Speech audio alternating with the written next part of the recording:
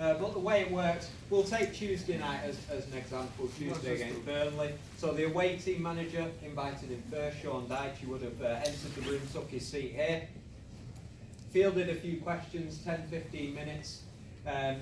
Not a very long process this. The away team manager comes in first purely as a common courtesy. More often than not, they have much further to travel home after the game than we do, so they want to come in here, get this over and done with, get back to the team, and away they go.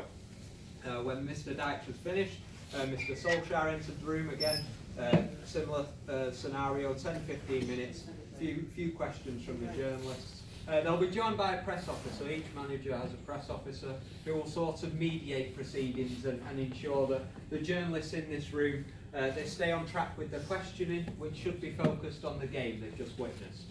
Nothing to do with players, the contracts, their agents, transfers, nothing like that. That's not the purpose of this press conference. When it's all over and done in here, the journalists will make their way to the back of the room through this grey door. That leads to a lounge area where they'll finish typing up their reports, have a bit of food, a bit of drink before they head home. We do hope that the nicer the food, the nicer the drink, the nicer the report will be. That does not work. That hasn't worked so far.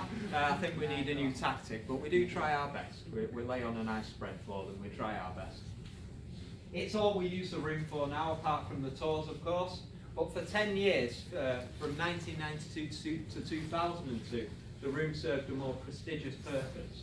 It was where we unveiled our newly signed players to the world's media. So the most famous ones really being the legends of the 98-99 treble-winning side. The likes of Keane, Schmeichel, York, Cole, and of course our current manager, Mr. Ole Gunnar Solskjaer. Ole is actually the only person to have sat in this seat for all three reasons that you might be required to professionally.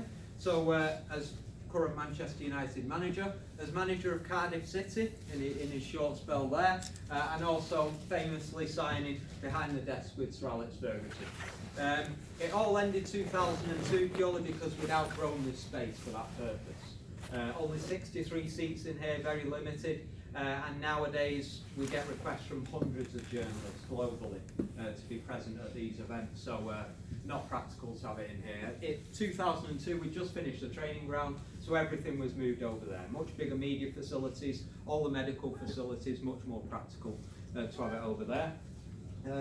Now Diego Forlan, I say, was the last player 2002, but Alexis Sanchez was in here for his signing, but no journalists were present. It was just filming part of the promotional material that was released on social media, Twitter and Facebook. That now takes precedent. That's the way it's going. This fanfare isn't such a big deal anymore as it was in Sir Alex Ferguson's day. Social media now takes precedent, so yeah. Well, you are sat in the seats, so do we have any questions from you journalists? Anything you'd like to know?